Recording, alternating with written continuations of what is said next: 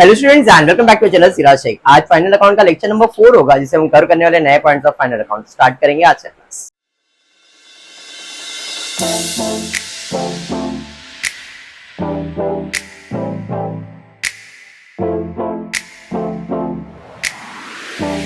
आई hope final account याद है।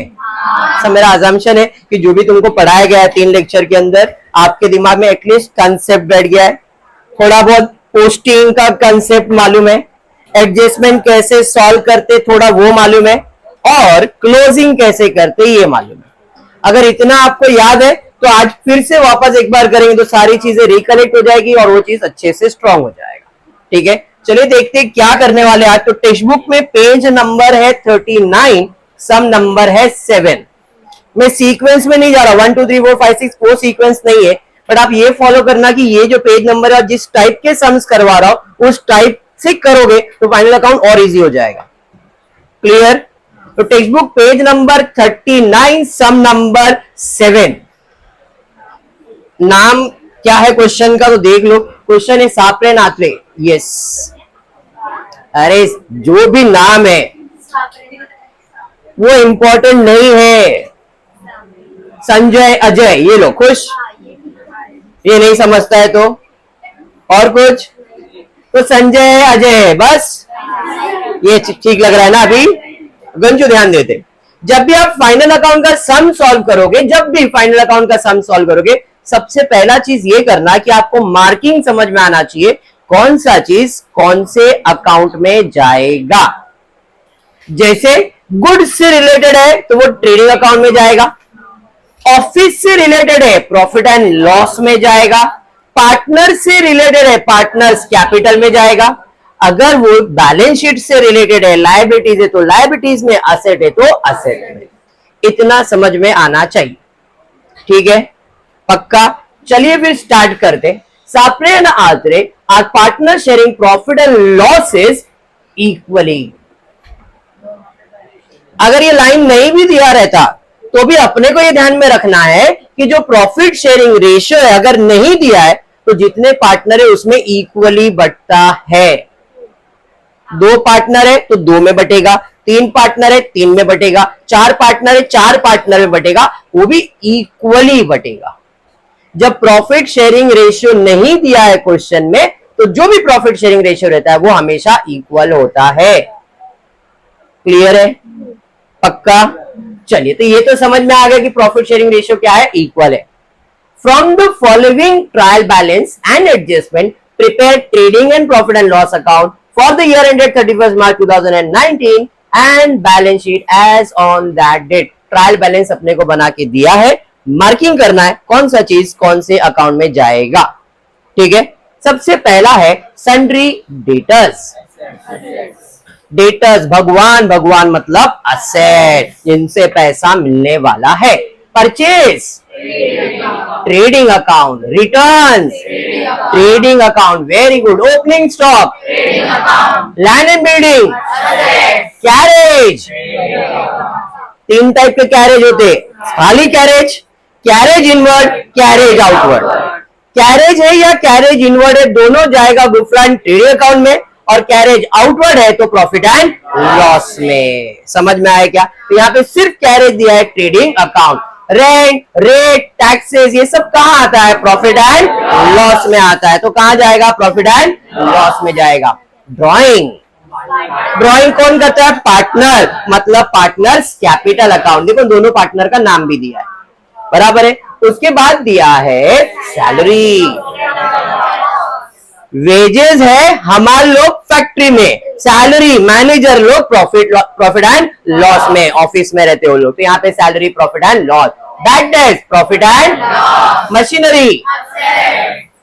Sir उसके साथ कुछ तो दिया है एडिशन ऑन 1 अक्टूबर। मैंने पहले बताया था किसी भी चीज के साथ date, month, year, percentage. Date आता है, डेट के बाजू में मंथ आता है, मंथ के बाजू में ईयर आता है। खाली डेट आया, मंथ आया, ईयर आया या परसेंटेज आया। किसी भी चीज के साथ अगर ऐसा कुछ भी आ रहा है, यहां पे डेट भी आ रहा है, पूरा डेट मंथ ईयर सब साथ में ही है, डेट आ रहा है, मंथ आ रहा है, ईयर आ रहा है, ऐसा कुछ भी आ रहा है, मतलब एक हिडन एडजस्टमेंट है। तो यहाँ पे ये मशीनरी के ऊपर ऑलरेडी एक हिडन एडजस्टमेंट आ चुका है। और ये समझा? चलिए आगे बढ़ते। एडवर्टाइजमेंट खर्चा है, profit and loss. Provident fund investment, investment asset. Investment क्या होता है? असेट। सुफियान आप कहीं पे पैसा इन्वेस्ट कर रहे हो, मतलब ये आपका क्या है? असेट है। तो provident fund investment word use किया है।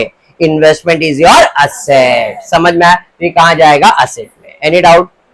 आगे बढ़ते। अब क्रेडिट साइड पे सेल्स मतलब trading account, creditors liability, sundry income, very good. Capital partners capital, provident fund. अब प्रोविडेंट फंड इन्वेस्टमेंट असेट है, तो provident fund is my liability. कोई भी चीज जिसके साथ फंड वर्ड ऐड हो जाता है, FUND, फंड या रिजर्व, कोई भी चीज के साथ फंड या रिजर्व, फंड या रिजर्व, फंड या रिजर्व ऐड हो जाएगा, वो लायबिलिटी बन जाएगा। कोई भी चीज के साथ फंड या रिजर्व ऐसा वर्ड ऐड हो गया है तो लायबिलिटी। सर ऐसा क्यों?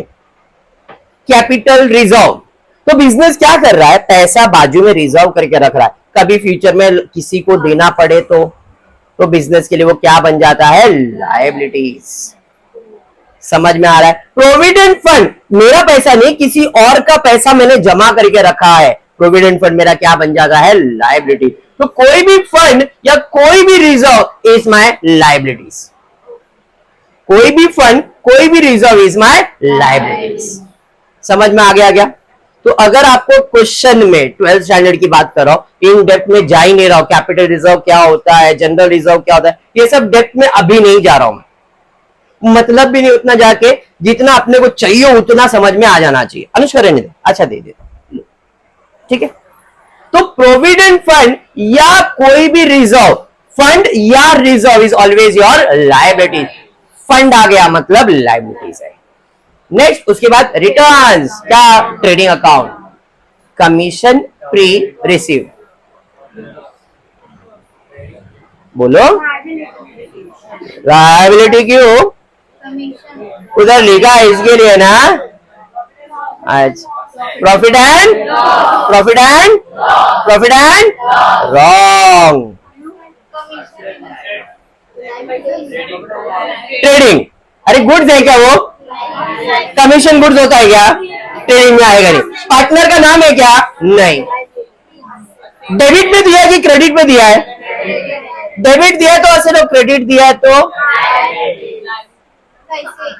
अब कैसे वो मैं बता रहा है, सुनो।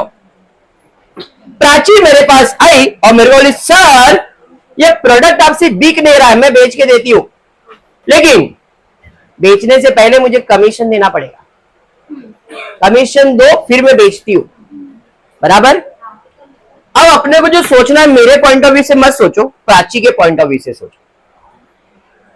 मैंने प्राची को वो कमीशन दे दिया, बट क्या प्राची ने ये प्रोडक्ट बेचा है? नहीं। ठीक है, सुनो, अगर ये बिक गया तो कमीशन किसका है? अगर ये बिक गया तो कमीशन किसका है? अगर नहीं बिका तो? अगर ये नहीं बिका तो कमीशन क्या होगा? रिटर्न होगा। और वो रिटर्न किसको मिलेगा? मुझे वापस मिलेगा। हाँ या नहीं? एग्री करते हो? फिर से एक बार सुनो, मैंने क्या बोला। ये प्रोडक्ट है, मेरे से बिक नहीं रहा था, प्राची मेरे पास आई, मेरे को सर ये क्या आपसे बिक नहीं रहा, मैं बेच के देती हूँ, लेकिन बेचने से पहले मैं कमीशन चाहिए मुझे।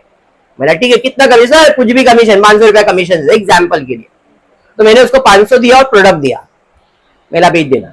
अब मेरे पॉइंट ऑफ व्यू से मत सोचना, सोचना प्राची के पॉइंट ऑफ व्यू से, ठीक है।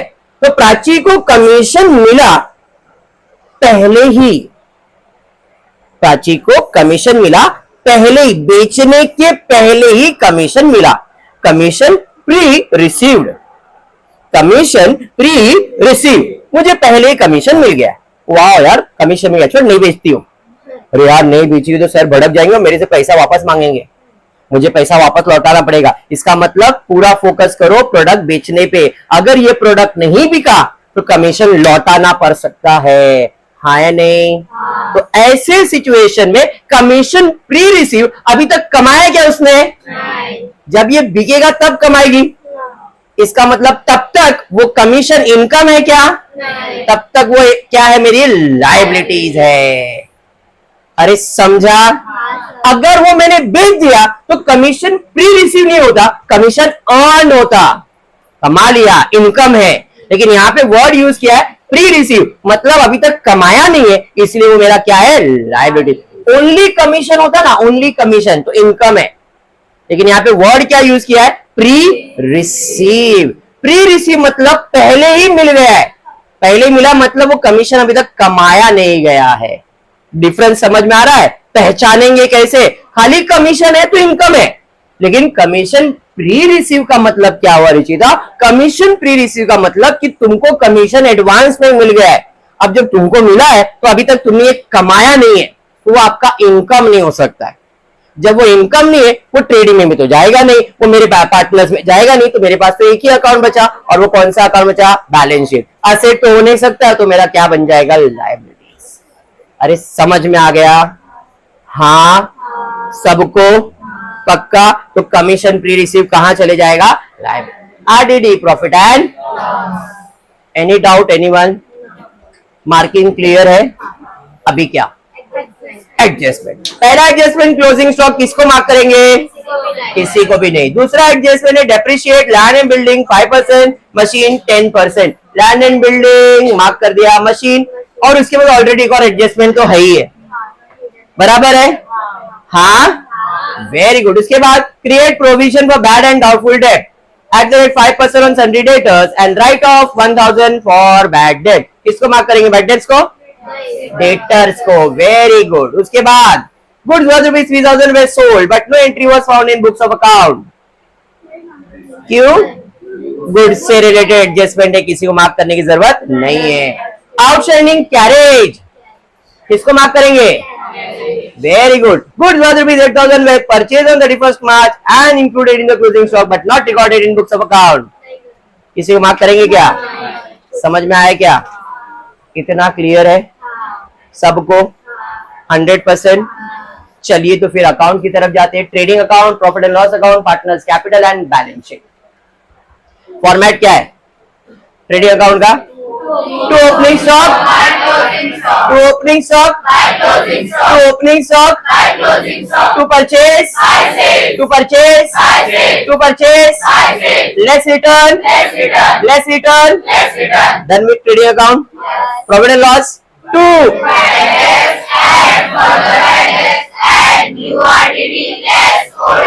To add less to add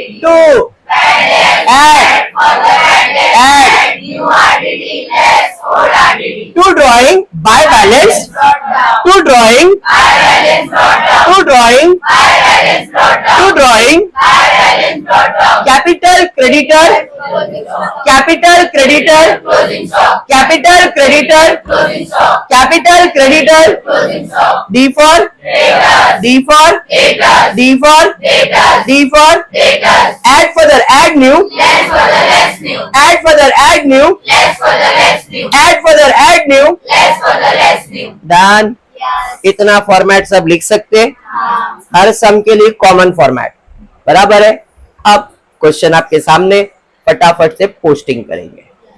जिधर जिधर लिखा है उधर ही लिखना है। जिसके पर स्टार मार्क किया है उसे इनर कॉलम में, जिस पे स्टार मार्क नहीं किया वो आउटर कॉलम में। समझ में आया? सबसे पहला है सन्ड्री डेटर और उस पे स्टार मार्क भी किया है। कहां जाएगा? असेट साइड पे। चलिए तो फिर जाते हैं असेट साइड पे। ऑलरेडी डेटर्स लिखा हुआ है, अमाउंट इनर कॉलम में लिख दिया। नई एडजस्टमेंट होता तो भी हम उसे इनर कॉलम में ही लिखते, क्योंकि इससे रिलेटेड अपन चीजें फॉर्मेट बना चुके, बराबर है। बेटा छोड़ दे, ऐसा ही होते रहता, गिरता है सामान।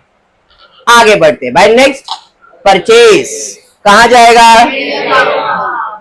इनर कॉलम में लिख देंगे। सर एडजस्टमेंट तो नहीं, बट रिटर्न वगैरह माइनस करना होता है। रिटर्न्स माइनस करेंगे उसमें से ही, मैंने पिछले लेक्चर में बताया था, डेबिट का रिटर्न मतलब सेल्स रिटर्न और क्रेडिट का रिटर्न मतलब परचेज रिटर्न। तो और ऐसा ही था, परचेज होता है डेबिट तो उसका रिटर्न किधर मिलेगा? क्रेडिट। सेल्स होता है क्रेडिट, उसका रिटर्न किधर मिलेगा? क्रेडिट, सॉरी डेबिट में। समझ में आया कि नहीं? परचेज होता है डेबिट, रिटर्न किधर मिलेगा? क्रेडिट। सेल्स होता है क्रेडिट, रिटर्न किधर मिलेगा? डेबिट। अभी ये तो डेबिट पे रिटर्न मिल रहा है, डेबिट पे रिटर्न मिल रहा है मतलब सेल्स रिटर्न। अरे समझा? तो 800 रुपया क्या है? Sales return. अंडरस्टूड? नेक्स्ट उसके बाद है ओपनिंग स्टॉक, फॉर्मेट में directly filling the blank. Land and building कहां जाएगा? असेट में, और उसके पास स्टार मार्क भी किया है, तो land and building inner column में 10,000। डन है? समझ रहा है? चलिए नेक्स्ट उसके बाद क्या है बाबा? कैरेज कहां जाएगा? ट्रेडिंग। इसके ऊपर भी एडजस्टमेंट है, स्टार मार्क किया नहीं बट इसके ऊपर भी एडजस्टमेंट है। इनर कॉलम में अमाउंट जाएगा 1200 रुपए। इधर था कैरेज आउटस्टैंडिंग, बराबर। नेक्स्ट उसके बाद है रेंट, रेट, टैक्सेस कहां जाएगा? प्रॉफिट एंड लॉस, तो प्रॉफिट एंड लॉस में। ड्रॉइंग कहां जाएगा? पार्टनर्स कैपिटल में, तो ड्रॉइंग ऑलरेडी लिखा हुआ है, पार्टनर्स कैपिटल के अंदर सापरे आते। डन है?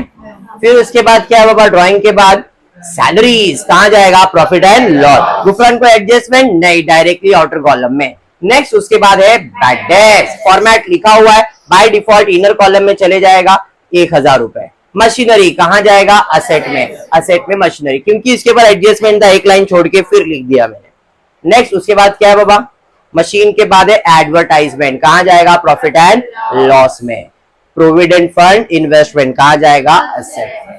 एनी डाउट यहां तक? पोस्टिंग क्लियर है सबको? कर सकते हो इतना सब लोग? पक्का? चलिए बढ़ेंगे आगे। सेल्स कहां जाएगा? ट्रेडिंग अकाउंट, सेल्स जाएगा ट्रेडिंग अकाउंट। सन्ड्री क्रेडिटर्स कहां जाएगा? लाइव। इनर कॉलम में मैं अमाउंट लिख रहा हूं, याद करना एक एडजस्टमेंट हमने किया था, अनरिकॉर्डेड परचेज, अनरिकॉर्डेड सेल्स, और इस क्वेश्चन में अनरिकॉर्डेड परचेज वाला एडजस्टमेंट है। Goods worth rupees 8,000 were purchase on 31st March not recorded in books. अगर सेल्स वाला एडजस्टमेंट आता तो डेटर्स के ऊपर एडजस्टमेंट होता है, परचेज वाला एडजस्टमेंट आएगा तो क्रेडिटर्स में। ऑलरेडी बोला है मैंने, राइट गया है क्या? ठीक है चलिए, चलो जाने दो। यहां तक क्लियर है? अरे हाँ, चलिए कोई नहीं। अभी सेल्स के बाद क्या था? क्रेडिटर्स हो गया। सन्ड्री इनकम कहां जाएगा? प्रॉफिट एंड लॉस में। कैपिटल कहां जाएगा? पार्टनर्स कैपिटल में, बराबर है। नेक्स्ट उसके बाद क्या है? प्रोविडेंट फंड कहां जाएगा? लायबिलिटीज में, लायबिलिटीज में डायरेक्टली आउटर कॉलम। नेक्स्ट उसके बाद रिटर्न्स, कौन सा रिटर्न है? क्रेडिट पे दिया मतलब purchase return. Commission pre receive कहां जाएगा? लायबिलिटीज। नेक्स्ट उसके बाद क्या है? RDD, reserve for doubtful, old RDD. Debit पे दिया है तो बैड डेब्ट्स और क्रेडिट पे दिया है तो ओल्ड आरडीडी। डेबिट पे दिया था यहाँ पे तो बैड डेब्ट्स था, और क्रेडिट पे दिया मतलब ओल्ड आरडीडी। फर्दर और न्यू हो ही नहीं सकता है वो, समझ में आया क्या? वो फर्दर भी नहीं, वो न्यू भी नहीं होगा, वो एडजस्टमेंट में ही मिलेगा। डेबिट वाला बैड डेब्ट्स और क्रेडिट वाला ओल्ड आरडीडी, फॉर्मेट में ही ऐसा है, तो ज्यादा सोचने का नहीं। आरडीडी कहां है भाई? 400 ओल्ड आरडीडी में चला गया। यहां तक क्लियर? पोस्टिंग भी कर लिया मैंने, समझा? अभी एडजस्टमेंट जिसके कितने इफेक्ट देने गए? 2, एक अमाउंट डेबिट पे और एक अमाउंट क्रेडिट पे। पोस्टिंग में किसी को डाउट है? जो आपने लिखा है वही जगह पे हमने पोस्टिंग भी किया है, बराबर है सचिव? अब बढ़ते हैं एडजस्टमेंट की तरफ। Closing stock is valued at 23,000, fill in the blank. Trading account पे क्रेडिट साइड, बैलेंस शीट पे असेट साइड। ट्रेडिंग अकाउंट पे क्रेडिट साइड, बैलेंस शीट पे असेट साइड। ट्रेडिंग अकाउंट पे क्रेडिट साइड, बैलेंस शीट पे। अरे कुछ आए नहीं आए, ये एडजस्टमेंट आएगा और अपने को ये अमाउंट लिख के ही आने गए। ट्रेडिंग अकाउंट पे credit side by closing stock ऐसा लिखो, आउटर कॉलम में एक अमाउंट 23,000, दूसरा बैलेंस शीट असेट साइड पे फॉर्मेट भी लिख के रखा है तुमने 23,000। ये दो इफेक्ट, एक मार्क का एडजस्टमेंट है और 101% आएगा। जिधर 0 मार्क्स मिल रहा है उधर 1 मार्क ले लो। आप तो पढ़ रहे हो, आपको 0 नहीं मिलेगा, लेकिन फिर भी ऐसे बैठते ना, ये समझ ही नहीं रहा है, समझ ही नहीं रहा है, तो उनको मैं बोला रट्टा मार लो। क्या करने का? ट्रेडिंग अकाउंट में क्रेडिट साइड, बैलेंस, जो अमाउंट दिया वो अमाउंट लिख दो खाली, बस 1 मार्क मिलेगा। तो मेरे को माइनर अकाउंट आता ही नहीं, अरे ये 1 मार्क तो ले ले, फॉर्मेट पूरे साल भर देखा है ना, खाली फॉर्मेट बना और क्लोजिंग स्टॉक कर दिया, बस क्लियर। पोस्टिंग भी नहीं आता है, तो मेरे को आता ही नहीं है पोस्टिंग, तो भी इसका भी 1 मार्क मिलेगा। कुछ भी पोस्टिंग नहीं किया है, खाली क्लोजिंग स्टॉक, खाली एडजस्टमेंट सॉल्व किया तो एडजस्टमेंट के भी मार्क्स मिलते हैं। तो जो एडजस्टमेंट तुमको समझ में आ रहा है भाई, ये मेरे को अच्छा लगता है, ये मैं कर सकता हूं, कर सकती हूं, मेरे को इतना ही समझ में आ रहा है, बाकी पोस्टिंग में मेरे को कुछ नहीं पल्ले पड़ रहा है, मेरे को ये समझ में अरे ये करके आओ, मार्क्स मिलेंगे।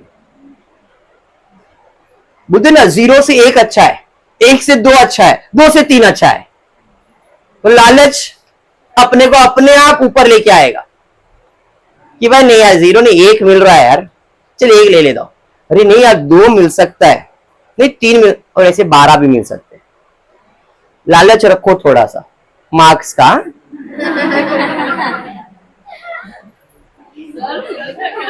नहीं तो अभी मेरे को मैसेज आता है, बीजेपी सरकार जीत रही है, रिचार्ज कर लो। आएगा तुम लोग भी आएगा, ये मैसेज फॉरवर्ड हो रहा है, ये करो इतना रिचार्ज मिल जाएगा। तूने की थी क्या? नहीं ना, ठीक है, मालूम है, सबको भेजा था उसने। सर आपका नंबर तो रहना चाहिए मेरे पास। बेटा रहने दे, रहने याद रख। सच्ची बेटा लाइट गया है, लाइट नहीं है, लाइट नहीं है। नहीं इधर भी हमको गर्मी, इधर भी हमको भी हो रहा है, हम भी गर्मी में ही है बेटा। तो लाइट बंद करने का है, अंदर का कर दे बेटा बंद। चलो चलो टाइम पास हो गया, खत्म खत्म, बेचारे लोग यूट्यूब वाले परेशान हो जाएंगे, कितना टाइम पास करते थे। धने याद रख, स्टार्ट करें, ए गुफ्फो स्टार्ट करो बेटा। तेरे में ना जरा डिसिप्लिन नहीं है, ये यूट्यूब पे बोल रहा हूं मैं, हमारे इधर का एक स्टूडेंट है गुफरान, उसमें जरा डिसिप्लिन नहीं है। बस अभी वीडियो देख लेना, लेक्चर नंबर 4। चलो स्टार्ट करते हैं, हाँ जी स्टार्ट करें। आई होप पहला एडजस्टमेंट सबको क्लियर है, बट सेकेंड एडजस्टमेंट देखते क्या दे। पागल ध्यान देना, फेवरेट एडजस्टमेंट आने आता ही है, कभी कभी ऐसा नहीं है, लक खराब है तो मोस्टली आएगा ही। Depreciate land and building 5%, plant and machinery 10%। अच्छा ये तो डोर ओपन कर लो अगर ज्यादा गर्म हो रहा है तो, बाहर से लॉक है, छोड़ दे फिर बैठ जा। अब ध्यान दो, एडजस्टमेंट दिया है, depreciate land and building 5%, machine by 10%। Depreciation का मतलब होता है असेट का वैल्यू कम करना। डेप्रिसिएशन का मतलब होता है असेट का वैल्यू कम करना। डेप्रिसिएशन का मतलब होता है असेट का वैल्यू कम करना। इतने सारे असेट्स, किसका वैल्यू कम करने का? Land and building, plant and machinery. कम करना है मतलब माइनस करना है। कितना? तो लैंड एंड बिल्डिंग का 5%, मशीनरी का 10%। तो अपने को लैंड एंड बिल्डिंग का अमाउंट देखना पड़ेगा, कितना है और 10,000, उसमें कितना कम करने का है? 5%। तो भाई वर्किंग बना के करना है तो कर सकते हो, सिस्टमेटिक या तो डायरेक्टली करो, आपको जैसा करने का मन है वैसा। मेरे को ऐसा लगता है कि मेरा इंप्रेशन अगर अच्छा रहेगा तो एग्जामिनर एक्स्ट्रा मार्क्स तो नहीं देगा, बट उसको पेपर देखने को अच्छा लगेगा, वाह यार प्रेजेंटेशन अच्छा है, तो मैं वर्किंग बना दो। आप मत बनाओ, आप डायरेक्ट करो, मैं वर्किंग बनाएगा। कैलकुलेशन ऑफ डेप्रिसिएशन माया ऐसा मस्त लिखेगा, एग्जामिनर को इंप्रेस करूंगा कि लिखूंगा लैंड एंड बिल्डिंग कितना 10,000, कितना परसेंट? 5%। तो भाई ले डेप्रिसिएशन 5%, 10% मतलब एक जीरो कम, 1,000, 10%। तो 5% 1,000 का आधा कितना? 500। आ गया। दूसरा भी है प्लांट एंड मशीनरी, जरा ध्यान से और ध्यान से, very important very important very important है। तो डेप्रिसिएशन ही, बट थोड़ा सा अलग। अलग इसलिए बिकॉज मशीनरी के साथ कुछ तो इधर लिख के दिया था, इसलिए। अब ये जो ट्रायल बैलेंस दिया है वो कौन से ईयर के लिए दिया है? ईयर एंड के लिए दिया है। ईयर एंड में प्लांट एंड मशीनरी का कीमत कितना है? मैंने भी वही लिखा है। ईयर एंड में ईयर एंड कब हो रहा है? 31 मार्च 2019 को एंड हो रहा है, बराबर ना? जरा ध्यान देना, 31 मार्च 2019 को एंड हो रहा है, तो ये चालू कभी हुआ रहेगा? अप्रैल 2018 को। हाँ, एग्री? अप्रैल से लेके मार्च तक ये मेरा अकाउंटिंग ईयर है, कितने महीने का? एग्री करते हो? मैं हिसाब किताब इस साल का कर रहा हूं। इस साल स्टार्ट में कितने का मशीन था ये मुझे नहीं मालूम है, मालूम है क्या? मुझे ईयर एंड पे कितने का मशीन है ये मालूम है। कितने का मशीन है? 25,000। बराबर, ये समझ में आया? एडजस्टमेंट में दिया है कि आपने इस मशीन के अंदर एक एडिशन किया अक्टूबर में 10,000 का, मतलब आपके पास कुछ तो मशीन था, उसमें तुमने और एक मशीन ऐड किया। कितने का मशीन ऐड किया और कभी ऐड किया? अक्टूबर के महीने में आपने 10,000 का मशीन ऐड किया, तो जाके आज आपके मशीन का कीमत कितना है? तो मेरे पास पहले से कितने का मशीन था? पहले से मतलब अप्रैल से मेरे पास 15,000 का मशीन था, इसमें मैंने अक्टूबर में एक और 10,000 का मशीन ऐड किया, दोनों को मिला के ईयर एंड में मेरे पास मशीन कितने का हो गया? इन शॉर्ट 25,000 का एक मशीन है कि दो मशीन है? एक का कीमत कितना है और दूसरे का कीमत कितना है? मेरा सवाल ये है, नहीं समझा? हाँ हाँ, ये फास्ट था? वापस वापस, हाँ, अगर मैं फास्ट था तो वापस से करता हूं, जरा ध्यान देना, सुनना, ध्यान देना। ईयर एंड कब हो रहा है? ईयर एंड कब हो रहा है? ईयर एंड कब हो रहा है? 2019। ध्यान देना, अकाउंटिंग ईयर कब चालू होता है? जब साल खत्म होगा मार्च में तो चालू होगा अप्रैल, ये पता है? अप्रैल से मार्च मेरा एक अकाउंटिंग ईयर है, इस साल का मैं हिसाब कर रहा हूं, बराबर? मुझे क्वेश्चन में दिया है कि 31 मार्च का ये मेरा ट्रायल बैलेंस है और इसमें मशीन का कीमत कितना है? बराबर, मशीन का कीमत कितना है? 25,000, और वो कभी है? 31 मार्च को है। ये समझा?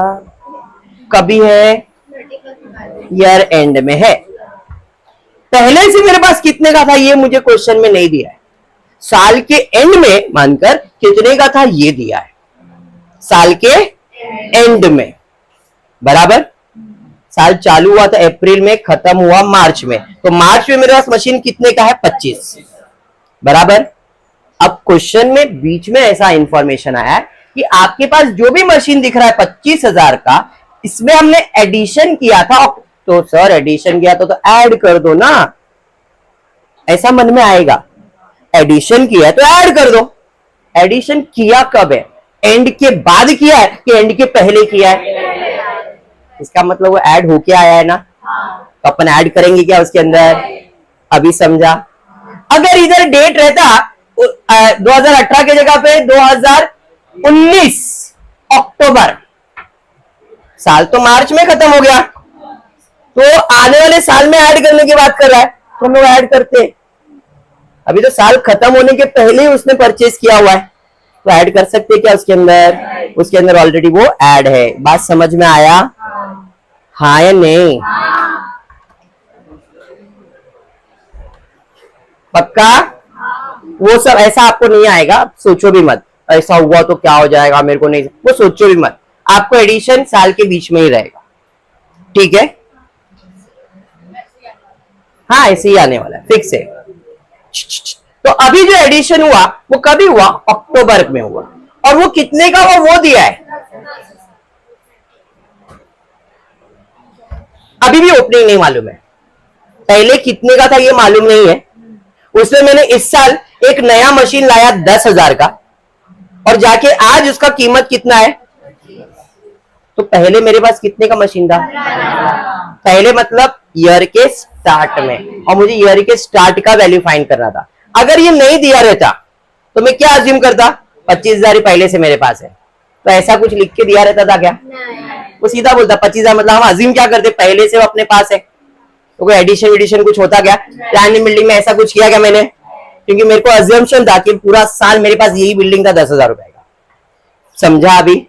तो अब यहाँ पे क्या समझ में आया, मेरे पास पहले कितने का मशीन था, उसके अंदर हमने कितना ऐड किया, तो जाके आज मशीन कितने का हुआ। समझा? इन शॉर्ट 25,000 का एक मशीन है कि दो मशीन है? दो मशीन है। एक है 15,000 का और एक है 10,000। ये जो 15,000 का मशीन है कभी से, अप्रैल से लेके पूरा साल यूज किया, तो इसे पूरा साल यूज किया मतलब 12 महीना यूज किया, तो इसके बाद जो भी डेप्रिसिएशन दोगे वो कितने महीने का दोगे? और ये कब यूज किया? अक्टूबर से लेके मार्च, अक्टूबर नवंबर दिसंबर जैन फेब मार्च, तो इसको कितना महीना यूज किया? मैं डायरेक्टली 25,000 का 10% नहीं निकाल सकता हूं। क्यों? क्योंकि 25,000 का एक मशीन नहीं है, 25,000 में दो मशीन है, एक 15,000 और एक 10,000। तो 15,000 कितना महीना यूज किया, 10,000 कितना महीना यूज किया? डेप्रिसिएशन उतने मंथ्स के लिए ही होता है। याद करो 11th स्टैंडर्ड में अपन कैलेंडर बनाते थे, अगर वो 6 महीना तो 6 महीना ही उसका डेप्रिसिएशन होता था। ये वही है। अरे समझा? हाँ चल, अब वर्किंग में बना दो, जो मैंने बनाया सेम बनाऊंगा। प्लांट एंड मशीनरी कितना है? 25,000। ओपनिंग में मेरे पास कितना था, एडिशन कितना हुआ पता नहीं, ओपनिंग प्लस एडिशन तो क्या बनता है? क्लोजिंग। क्लोजिंग दिया है कितना, एडिशन कितने का हुआ, तो ओपनिंग कितना हुआ? समझ में आया?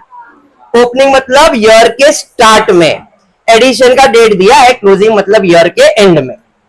अरे यस। तो ये जो 15,000 का मशीन है कितना महीना यूज होगा? ओपनिंग से लेके क्लोजिंग मतलब 12 महीना। एडिशन कभी हुआ है? अक्टूबर में, अक्टूबर नवंबर दिसंबर जनवरी फरवरी मार्च, 6 महीने का डेप्रिसिएशन। बराबर है?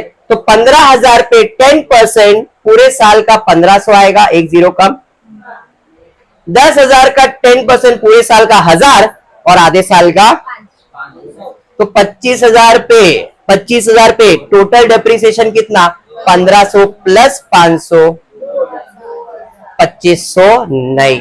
आप मेरे को मालूम है अगर 2,500 कर दोगे तो आपका सम रॉन्ग हो जाएगा, तो इस पे डेप्रिसिएशन कितना आएगा? 2,000। तो लैंड एंड बिल्डिंग का 500 है और प्लांट एंड मशीनरी का 2,000। समझा ये डेप्रिसिएशन? पक्का? पक्का? 1,500 ये 500 ये दोनों को ऐड करोगे तो टोटल डेप्रिसिएशन कितना हो जाएगा? अगर नहीं दिख रहा है तो मैंने इधर लिखा। अरे समझा ये? हाँ चलिए अब एडजस्टमेंट सॉल्व करते हैं। अमाउंट तो मिल गया, एडजस्टमेंट सॉल्व करेंगे विराज। डेप्रिसिएशन का मतलब है एसेट का वैल्यू कम करना है, तो लैंड एंड बिल्डिंग का 500, प्लांट एंड मशीनरी का 2,000। क्लियर? प्राची ये तो एडजस्टमेंट है, एवरी एडजस्टमेंट है one debit, one debit. Asset मतलब कौन सा साइड होता है? माइनस करने से इफेक्ट, माइनस करने से इफेक्ट। डेबिट पे माइनस किया मतलब क्रेडिट, डेबिट पे माइनस किया मतलब क्रेडिट, तो ये कौन सा इफेक्ट हो गया? क्रेडिट। दूसरा इफेक्ट देने का है डेबिट। अब असेट का वैल्यू कम करोगे तो आपके लिए फायदा है कि नुकसान? सिंपल है, मेरे कोई भी प्रॉपर्टी का वैल्यू कम करोगे मेरे तो नुकसान है, और जो भी नुकसान है वो कहां जाएगा? Profit and loss debit side पे जाएगा, क्योंकि उधर क्रेडिट तो इधर डेबिट में जाएगा। लैंड एंड बिल्डिंग में 500, प्लांट एंड मशीनरी में 2,000। सेम अमाउंट है, सेम अमाउंट।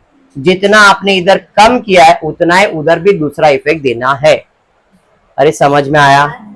हाँ पक्का। चलिए बढ़ेंगे नेक्स्ट एडजस्टमेंट की तरफ। आई होप ये एडजस्टमेंट क्लियर है। हाँ ठीक है।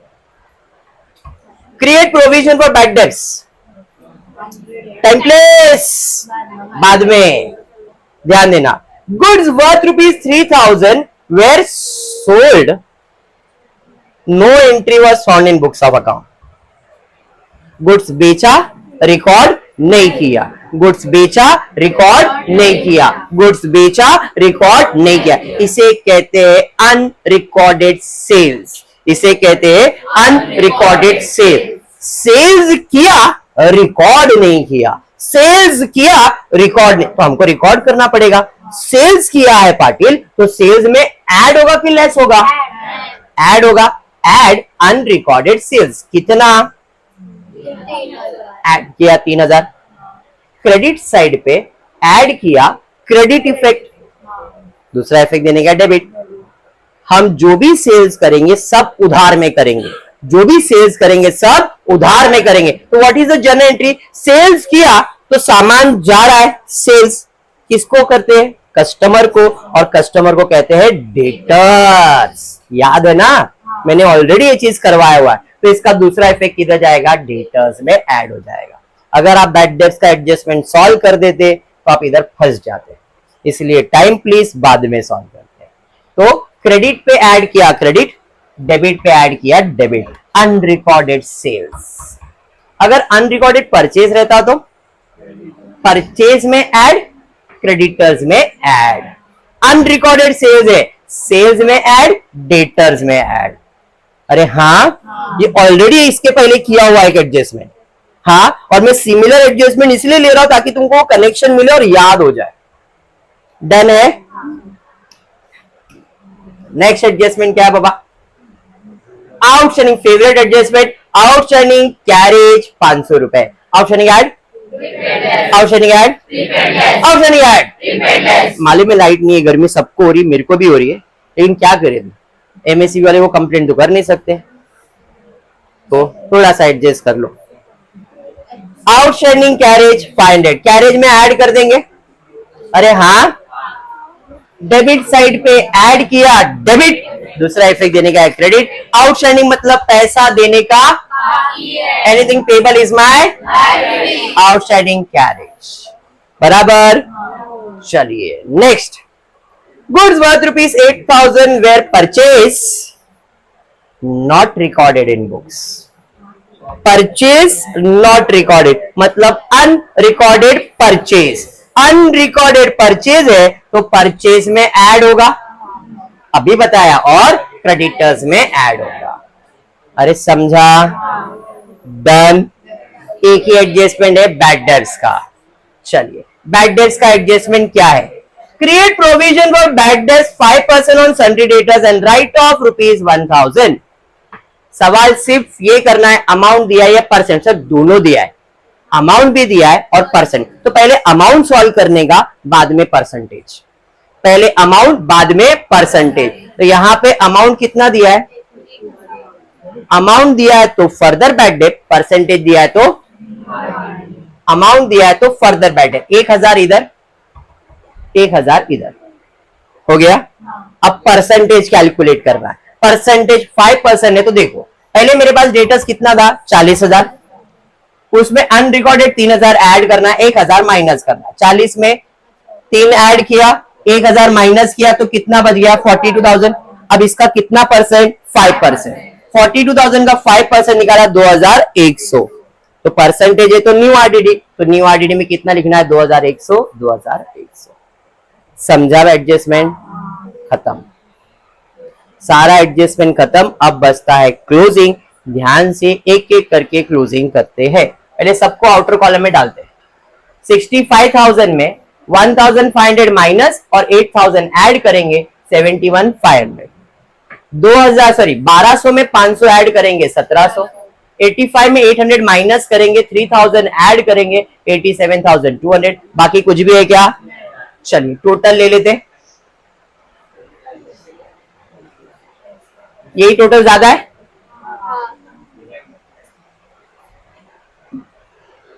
टोटल ले लेता हूं इधर 002, 7 और 3 10, 10 और 1 11, 1,10,200 बराबर। सेम टोटल इधर लिख रहा हूं 1,10,200। ध्यान से माइनस कैसा करता हूं ध्यान देना। देखो 4 सम हो गए, ट्रिक समझ में आ जाएगा तो आपको इजी लगेगा और प्रैक्टिस करना। चलिए 0,0,0,0,0, 0,0,0,0,0, 2,0,2,0,2,0 आ गया। तीसरा 0 5, 5 और 7 12, ऊपर 12 है और नीचे 2 चाहिए, मतलब 0 ही, तो 12 ही आएगा ना। तो ऊपर 12 है, उसमें 0 ऐड करो तो 12 ही आएगा। 12 का 2 नीचे लिख दिया और 1 ऊपर। अरे बराबर।